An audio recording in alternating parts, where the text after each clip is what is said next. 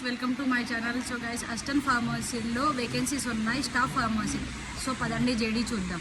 ఇదే assistant pharmacy JD. We are hiring staff pharmacy job require. So ఇక్కడ work experience ఉండాలన్నది, కానీ పర్లేదు, ఫ్రెషర్స్ అయినా పర్లేదు.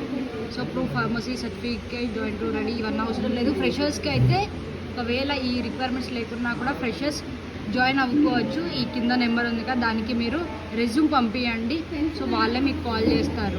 మీ రెజ్యూమ్ వర్త్ అనిపిస్తారు అంటే మీరు దాన్ని ఎలిజిబుల్ అయితే వాళ్ళే కాల్ చేస్తారు. సో క్లియర్ కదా మీకు జేడీ.